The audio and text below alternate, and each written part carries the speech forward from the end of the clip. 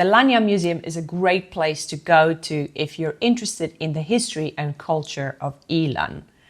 That being said, have you ever seen a scene in a film where someone's sitting on a bench and they're staring at a painting on a wall and they're completely mesmerized by this painting? Well, basically that was me yesterday, and the painting on the wall is the building structure of the museum itself. It is just spectacular. First though, I'm going to show you inside the museum, and then we'll talk about the building structure itself. The museum is set up over 4 floors. The top floor is the mountains, then that's the plains on the 3rd floor, and then it's the ocean on the 2nd floor, and then the 1st floor is the featured exhibition, which changes every 3 to 6 months or so.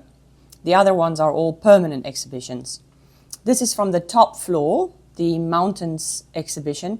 Really nicely set up. This really is about the history, cultural and environmental history of Yilan. On the displays, you'll see a number. I highly recommend that you get yourself an audio guide. You press in that number. In this case, it's 208, and then you press play, and then you'll get a nifty little English narration of what everything is. So definitely get yourself an audio guide. The museum isn't that big. You're not going to spend more than, I'd say, an hour to 2 hours, maybe tops, in the museum itself. Admission per person is $100 NT, and they're open from 9 to 5. This would be a great place to come if the weather is not good for beach. Very funky little things upstairs. You can see this is still the 4th floor. This one is the 3rd floor, and this is all about fishing. There's a huge fishing boat that you can climb onto as well, and again there's those audio guides.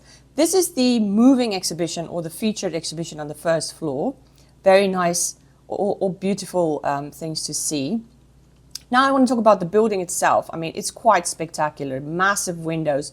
The place is built to represent some of the natural beauty of the area, but this is unbelievable. These tiles, there are 8 different tiles, and then some texture differences as well, stone tiles, and they have been designed to represent the musical notes of the Vivaldi's Violino Concerto, the 4 Seasons Symphony.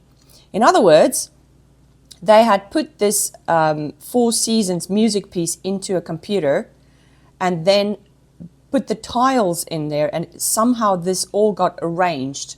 So the exterior walls of the museum actually represents this symphony.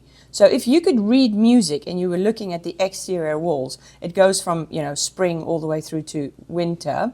If you could read music and you were looking at the exterior walls of the museum, you would effectively be able to play the 4 Seasons Vivaldi piece. How cool is that? Finally, I went there on my bicycle yesterday, so parking wasn't really an issue. You have to get into the museum from the main road, and you sort of walk about, and then you go downstairs, and that's the main entrance. I do believe they have one at the back as well. However, parking with a car might be a bit tricky. So if you could take a bus or a taxi, maybe do that. Otherwise, you may have to drive around a little bit and see what the closest parking is. I mean, alternatively, you could just call them and ask, I guess. So yeah, I went there on bicycle. So just be aware that the parking situation there might be a little bit tricky if you're driving.